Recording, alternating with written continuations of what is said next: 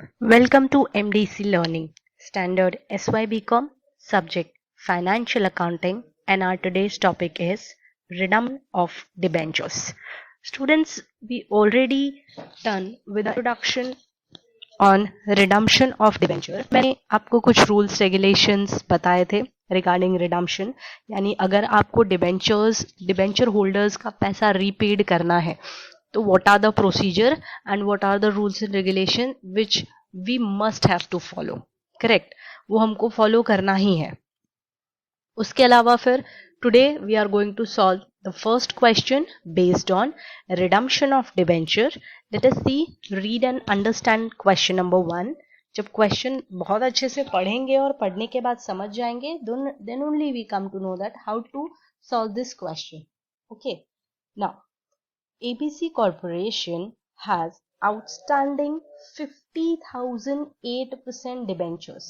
50,008% debentures means what? 50,000 is the number of debentures and 8% debenture ये आपके debenture का नाम है. ठीक है, ये आपके डिबेंचर का नाम है. 50,008% debentures of ₹100, 100 रुपए का एक, issued in 2005, due for redemption on 31st March 2015. 10 year के बाद ये डिबेंचर्स रिडीम करने हैं, यानी ABC corporation has outstanding 50,008% debenture, 100 रुपए का एक है, 2005 में इशू किया एंड ये रिडम्पशन अपने को कब करना है? 31 मार्च 2015 को रिडम्पशन करना है. It was decided to invest the require amount in investment earning 10% per annum interest on 30th April 2014. ये क्या है? फिर से पढ़ते हैं. It was decided to invest the required amount in the investment. ठीक है, यानी इन्वेस्टमेंट में, इन्वेस्टमेंट कौन सा? ऑब्वियसली वो जो मैंने आपको बताया था रूल्स रेगुलेशन जब सिखा रही थी. ठीक है, वीडियो नंबर 1 रेफर कर लो, नहीं पता तो. एक DRI वाला इन्वेस्टमेंट अपने को कंपलसरी करना होता है ना? तो वही DRI वाला इन्वेस्टमेंट वो करना है. उसके अलावा हमारे को 10% का इंटरेस्ट पर एनम वो मिलने वाला है उसी DRI पे. ठीक है, फिर how much amount of ventures redemption reserve should be created before the redemption begin, that we already know, है ना? क्या DRR पूछ रहा है ना इसमें कि कितना DRR करना पड़ेगा, तो भाई हमको पता है कि DRR कितना करना पड़ता है. कितना करना पड़ता है?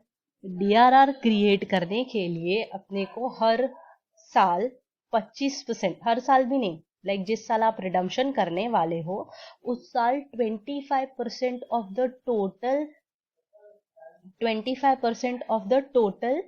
Value of your debenture should be treated as a DRR. 25% of the total value of your debenture should be treated as your DRR. Now see, pass the journal entries regarding redemption of debentures. Redemption of debentures के लिए अपने को journal entry pass करनी है. ठीक है, तो चलो redemption of debenture करना शुरू करेंगे. अब यहाँ पे हमारे पास सबसे पहले अपने को क्या प्रिपेयर करना होता है बच्चों? सोल्यूशन प्रिपेयर करना होता है. ठीक है, सोल्यूशन प्रिपेयर करना है. सोल्यूशन में चलो let us start with solution. Solution बनाने के लिए अपने को क्या चाहिए? सबसे पहले पता होना चाहिए, ठीक है, कि ना कितने डिबेंचर्स रिडीम होने वाले हैं. सो पहले डिबेंचर का नाम क्या है? 8% डिबेंचर्स ऑफ ₹100 ईच, ठीक, इज इक्वल टू कितना होने वाला है ये? ठीक है, इज इक्वल टू ये ले लो 50,000 मल्टीप्लाई बाय 100 ईच. ठीक है, तो कितना हो जाएगा कैलकुलेटर पे? 50,000 मल्टीप्लाई बाय 100 ईच, तो it will give you 50 lakhs. ठीक है, कैलकुलेशन करके देखते रहना बच्चों. 5 zeros, ये हो गए 50 lakhs. चलो अब क्या करना है? अगली चीज ये कि ये डिबेंचर का रिडम्पशन पार पे है, प्रीमियम पे या डिस्काउंट पे है? ऑब्वियसली पार पे है, क्योंकि यहाँ पे कोई भी प्रीमियम की बात नहीं की है, तो पार पे रिडम्पशन करना है. And it was decided to invest the require amount in earning 10% interest per annum on 30th April 2014. Per annum का इंटरेस्ट अपने 30th April 2014 को मिलने वाला है. नाउ यहाँ पे ये जो 50 लाख का डिबेंचर है उसके ऊपर पहले DRI क्रिएट करेंगे, ठीक है, उसके ऊपर पहले DRI क्रिएट करेंगे। DRI बोले तो डिबेंचर रिडम्पशन इन्वेस्टमेंट, ठीक। Debenture redemption investment is equal to 15% of the total debenture, 15% of the total debenture. तो कितना होने वाला है, ब्रैकेट ओपन करके देख लो, 50 लैक्स है, 50 लैक्स का 15%, ठीक, करके देखो, 50 लाख का 15% कितना आता है, 50 लैक्स इंटू 15%, इट्स 7,50,000, ठीक। अब ये 7,50,000 का आपका DRI क्रिएट आएगा, हाँ, this DRI is earning interest of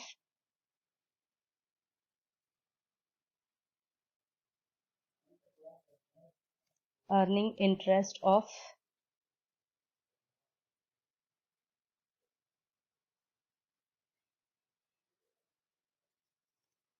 earning interest of 10%, ठीक है।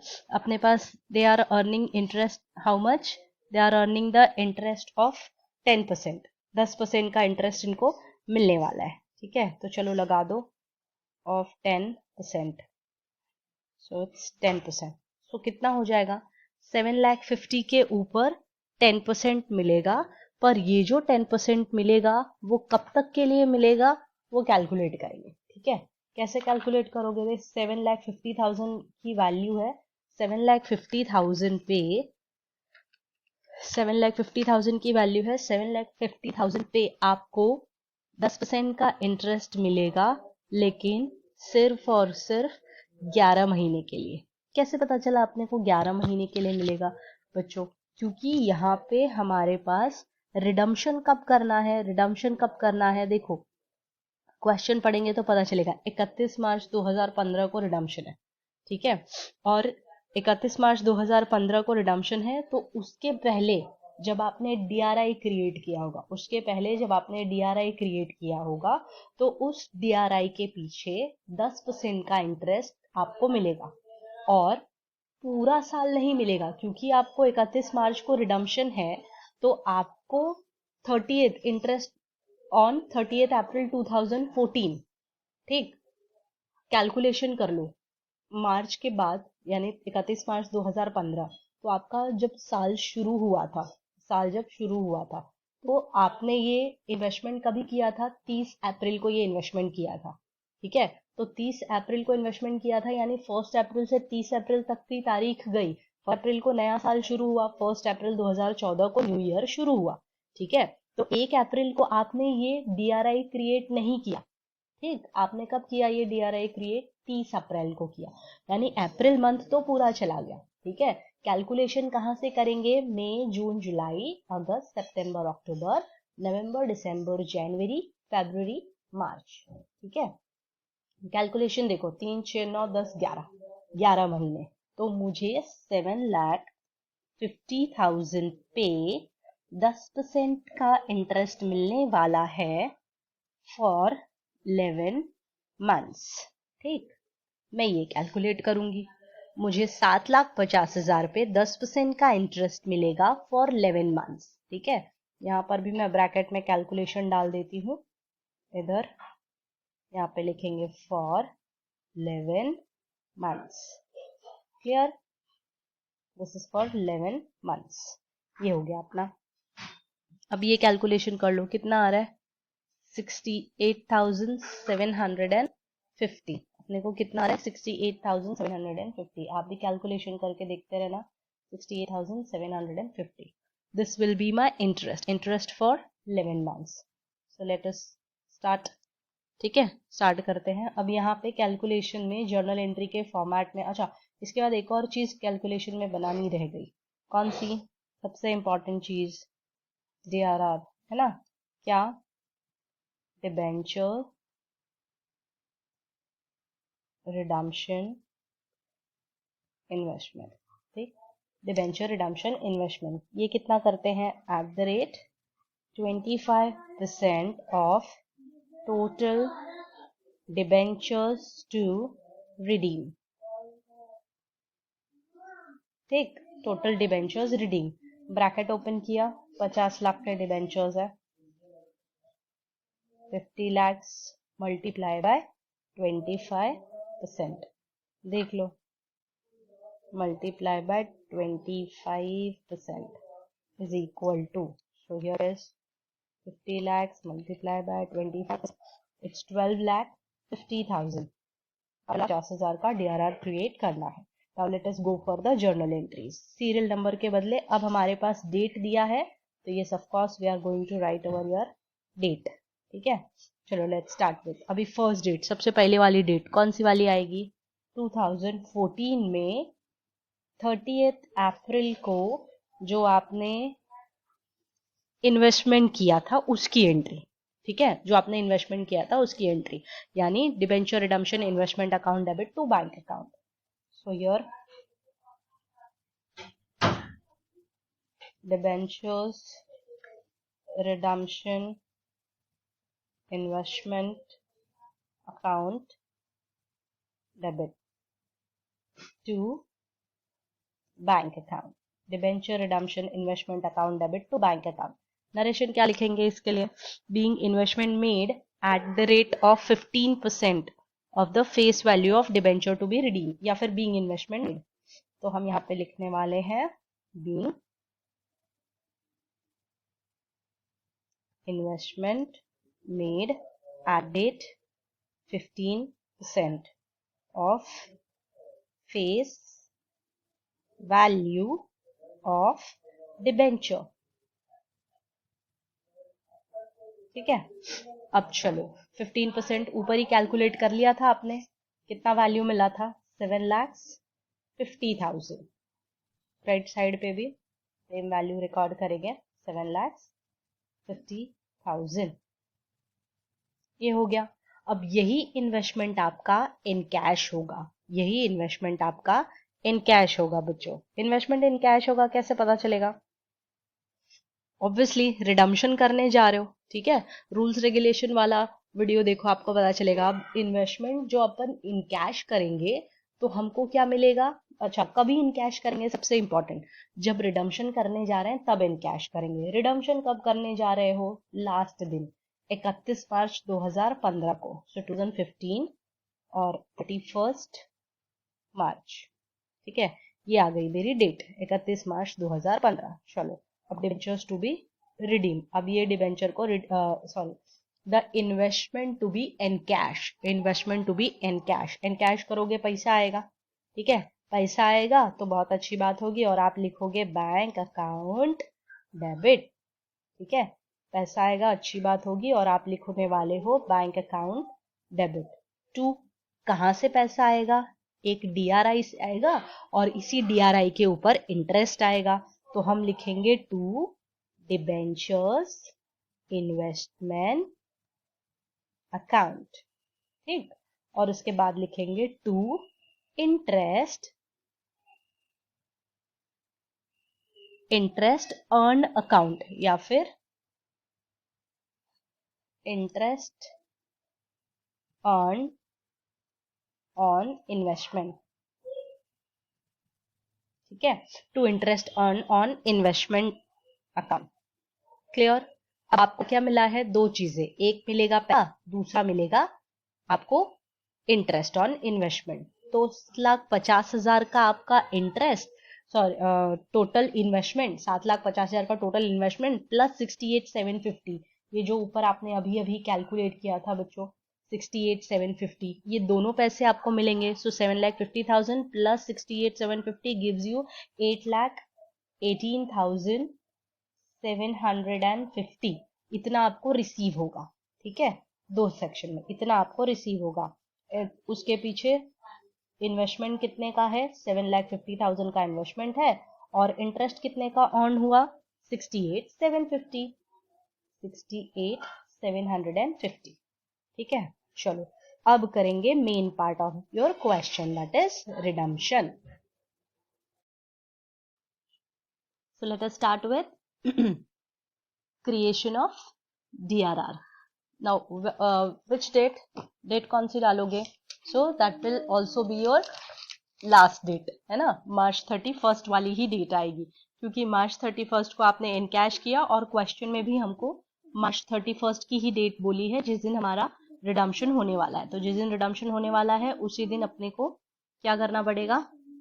31 मार्च DRR क्रिएट करना है। ठीक है, सो जर्नल एंट्री DRR क्रिएट करने के लिए अमाउंट कहाँ से लाओगे, पैसे कहाँ से? तो बेटा मैंने आपको बताया है कि इधर डिविजिबल प्रॉफिट का जो भी लिस्ट है उसमें से प्रॉफिट एंड लॉस अकाउंट को यूज कर लो या फिर आप आपके जनरल रिजर्व को यूज कर लो, चलेगा। सो मैं प्रॉफिट एंड लॉस अकाउंट को यूज करूँ तो profit and loss account debit, profit and loss account debit to debenture redemption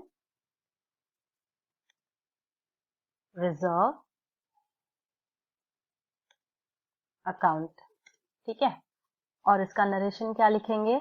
narration लिखेंगे being DRR created at the rate 25% of face value of debenture to be redeemed. Face value of the debentures to be redeemed, जितने भी debentures redeemed होने वाले हैं उसका 25% आपको DRR create करना है। ठीक है, अच्छा यहाँ पर एक नरेशन रह गया था। So here it is being investment या फिर बीइंग DRI इनकैश्ड, बीइंग DRI इनकैश्ड, ये लिख दिया हमने। चलो अभी नेक्स्ट इज वैल्यू रिकॉर्ड करेंगे हम लोग। मैंने आपको बोला 25% of the total face value of the debentures to be redeem, तो 50 लाख के डिबेंचर्स हैं जो रिडीम होने वाले हैं और 50 लाख के ऊपर 25% कैलकुलेट करोगे तो it will be 12,50,000 on the debit side and again the same value of 12,50,000 on the credit side. चलो अभी सेम 31 मार्च है ना, 31 मार्च अपने को वापस से लेना है और 31 मार्च के दिन ही हमको क्या करना है? रिडम्पशन के लिए जर्नल एंट्री पास करनी है। सो वंस अगेन 31 मार्च, ठीक है, 31 मार्च रिडम्पशन की एंट्री लिखेंगे। 8% debentures account debit to debenture holders account. 8% debenture नाम है debentures account debit to debenture holders account. ठीक है, 8% debentures account debit to debenture holders account, ये जर्नल एंट्री आपको लिखनी है। किसके लिए? डिबेंचर्स जो आपने रिडम्पशन के लिए रखा है उनके लिए। नरेशन क्या लिखोगे? Being amount due, being amount due on debentures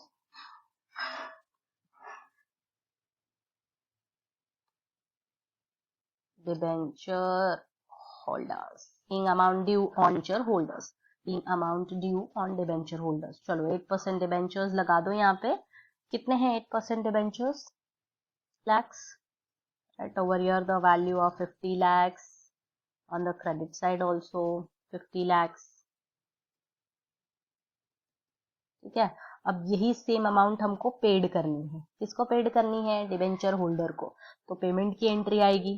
सिर्फ बहुत सिंपल है स्टूडेंट्स, तब तक ही आपके लिए सिंपल है जब तक आप खुद से इसको डिफिकल्ट नहीं बनाओगे। ठीक है, तब तक आपको ये जर्नल एंट्रीज बहुत सिंपल लगेगी। अब डिबेंचर होल्डर को पैसा देना है, पेमेंट करनी है, तो पेमेंट करने के लिए क्या? Debenture holders account debit, debenture holders account debit to bank account. और नरेशन में क्या लिखोगे? Being debenture holders paid. ठीक, आपने उनको पैसे दे दिए। कितना दोगे? जितना रिडम्पशन करना है उतना ही देंगे, उससे 1 रुपया भी ज्यादा नहीं, 1 रुपया भी कम नहीं, और सारे डिबेंचर होल्डर्स हैं तो टोटल वैल्यू पेड करना है। स्टूडेंट्स, जिन बच्चों को ना प्रेफरेंस शेयर्स का रिडम्पशन समझ में आया, उनको 110% ये वाला भी समझ में आएगा। ठीक है, चलो अभी नेक्स्ट लास्ट एंट्री। मैंने बोला जब रिडम्पशन खत्म हो जाता है, रूल्स रेगुलेशन फर्स्ट वाला वीडियो देखोगे ना, उसमें समझ में आएगा। जब रिडम्पशन खत्म हो जाता है तो हम डीआरआर की टोटल वैल्यू को रिजर्व्स में ट्रांसफर कर देते हैं। कौन से रिजर्व्स में? जनरल रिजर्व में, कंपल्सरी। ठीक है, तो लास्ट एंट्री हम लोग लिखने वाले हैं कौन सी? 31 मार्च को debenture redemption reserve account debit to general reserve account. ठीक है, और इसके लिए नरेशन क्या लिखोगे? नरेशन लिखोगे being transfer of DRR on redemption of debenture. Being transfer of DRR on redemption of debenture. ठीक है, being transfer of DRR on redemption of debenture. Debentures का रिडम्पशन हुआ तो आपने डीआरआर को ट्रांसफर कर दिया। कितना था डीआरआर? 12,50,000। क्रेडिट साइड पे भी सेम एंट्री, 12,50,000। ठीक है, now students, do you understand the question? अगर आपको क्वेश्चन सोल्यूशन समझ में आया तो अच्छी बात है। सेम क्वेश्चंस आगे भी आने वाले हैं। आई टेल यू कैसे करना है, क्या करना है। ठीक है, सारी चीजें बताऊंगी, पर उसके पहले मुझे चाहिए कि आप इसकी प्रैक्टिस बहुत अच्छे से करें। जितना अच्छा आप इसकी प्रैक्टिस करेंगे रिडम्पशन ऑफ डिबेंचर्स की, उतना अच्छा आपको ये रिडम्पशन ऑफ डिबेंचर्स यानी हेल्पफुल होगा फ्यूचर में भी। ठीक है बच्चों, सिर्फ एसवाई में ही नहीं, पीवाईबीकॉम में भी आपको ये हेल्पफुल होगा ये चैप्टर। ठीक है, इसके अलावा आपके पास क्वेरी, डिफिकल्टी, डाउट, परेशानी कुछ भी है तो आप मुझे पर्सनल में मैसेज कर सकते हैं। 6 एंट्री है बच्चों, 6 की 6 एंट्री कैसे परफॉर्म करनी है वो सब मैंने आपको सिखाया। ठीक है, इसके बाद भी अगर आपके पास डाउट, डिफिकल्टीज आती हैं तो obviously you can message me in personal.